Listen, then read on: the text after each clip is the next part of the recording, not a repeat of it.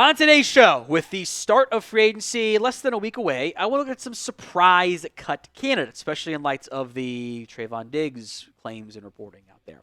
Now, the Cowboys, despite what they might try to tell you, are actually in fine shape cap space-wise.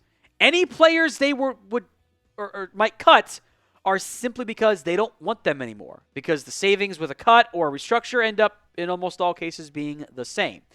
So prediction time. Will the Cowboys actually cut anyone this offseason? They'll make cuts at roster time, maybe even some after the draft, but I'm talking like before free agency, during free agency stuff. 1 for yes, 0 for no. I want to begin with more Trevon Diggs. We obviously mentioned this in the at-home video on Sunday. There is conflicting reports on the future of Trevon Diggs in Dallas, and maybe to an extent, both of them have some truth to them. Slick Rick reporting this. This is pretty Ricky. He's back. He's been on a heater. If you don't trust it, I get it. The Cowboys are shopping Diggs, plan to trade or release him by March 17th. As we'll get into, that March 17th date is not an accident. Now, Clarence Hill, who was mostly right the first time around, kind of clapped back at Ricky, saying there's no truth to this. They don't even know if he will be ready to start the season. There is no trade market. That is true. I don't believe there's any trade market. What's also true is his contract is guaranteed for this season due to injury. They are not cutting him. The cutting him part we'll get into here. It's a surprise cut list. I would be surprised if they cut him. But the contract stuff is true, and I think a lot of people don't realize that. Trevon Diggs' 2025 base salary, $9 million, is guaranteed for injury. Now, it becomes fully guaranteed, regardless of injury, on March 17th.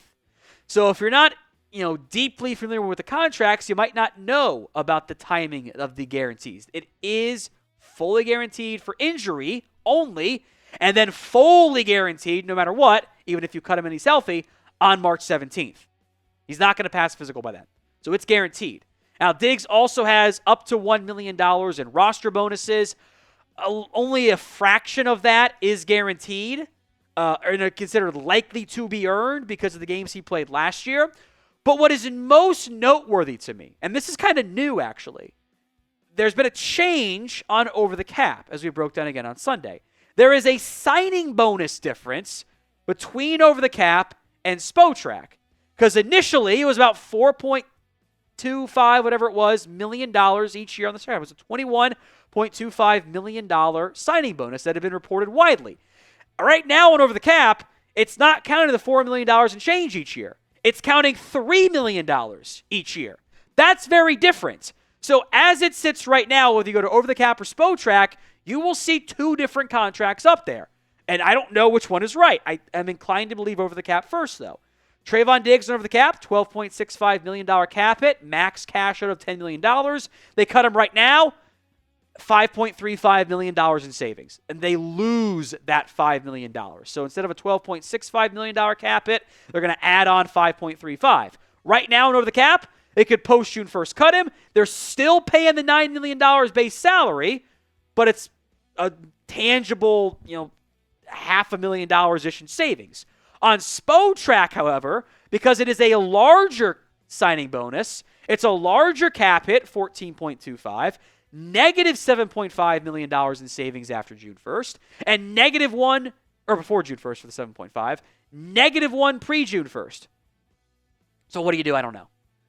I will let this one play out. I will lay out all the information and go from there.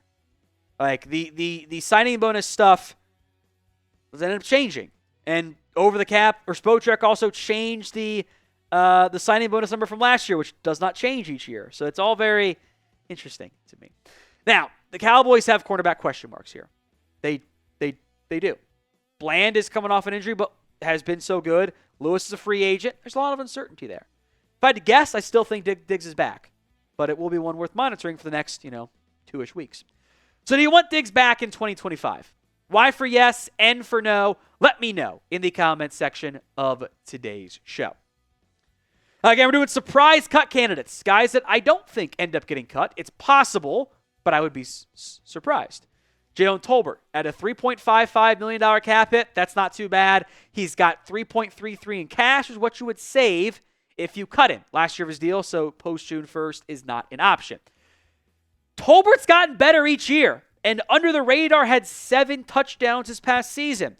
And if he can be your number 3 receiver, I don't really mind paying him, the $3.5 million that is going to be owed. I can make that work. I can. Also, if that is the difference between me adding a better receiver, okay, I will do it. Also, he's in line to be the 3rd highest paid receiver on his own team because Turpin's going to surpass him likely with the second-round RFA tender. But if you can go get a better receiver and you want to save some money there, it's possible for you. But again, surprise cuts, I'm more inclined to keep him. Now, today's show is made possible by Prize Picks. It is the best place to get real money sports action. With over 10 million members and billions of dollars in awarded winnings, Prize Picks has made daily fantasy sports accessible to all. You pick more or less on at least 2 players for a shot to win up to 1,000 times your cash. Run your game all season long on Prize Picks. That is, you can get NFL Prize Picks options, basketball, and of course, baseball just around the corner as well. That is available as a Prize Picks slate. I always advise the flex play. That way, if you get one wrong, you can still cash out. You can double your money even if one of your picks doesn't hit with the flex play. So go download the Prize Picks app today and use code CLNS to get $50 instantly after you play your first $5 lineup. That's prizepicks.com/CLNS and use code CLNS to get $50 instantly, win or lose, after that first $5 lineup. Now, this is one I actually would be on board cutting. That is Damone Clark. Because of playing time incentives, his 2025 cap is actually $3.39 million. You're basically paying Damone Clark and Jalen Tolbert the exact same amount of money, $3.33 million in cap savings, for a guy that had been benched last year. He had good tackle numbers in 2023. I was hoping for a breakout. We did not get it. The Cowboys had benched him. I don't see a path for Damone Clark suddenly having the breakout year. Now, as of right now, you don't have the bodies. I think Damone Clark could easily be either A, he could be a pay cut player if he wants to stick around as a special teamer, or a September, August roster cut trade timeline. I'd love to trade all these guys. Obviously, you try to trade them first, but I don't know. Wants to pay $3.3 million for Damone Clark and not great production. So what would you do with Damone Clark? K for keep, T for trade or cut him or just move on, whatever you want to do there. I'd love to try to trade him. I think that'd be an ideal outcome. I just don't know if anyone wants to go get him there. Let me know in the comments of today's show. These next 3 names are players that it kind of sounds like the Cowboys will bring back, and that includes Terence Steele. He was on the regular cap cut list. Now he's on the surprise one because I actually would be surprised right now if the Cowboys cut him.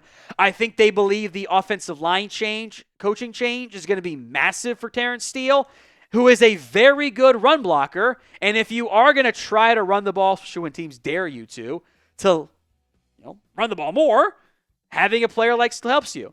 And with the money here, you save $14 million in cash. I honestly don't know what offensive tackle you'd be able to get for $14 million. Like, that's like, maybe you're in the Cam Robinson range, but like, that's like trading a good run blocker for a mediocre pass protector and just flipping the roles there. So I would give Terence Steele one more year, and then you would very much be in line to cut in this upcoming offseason.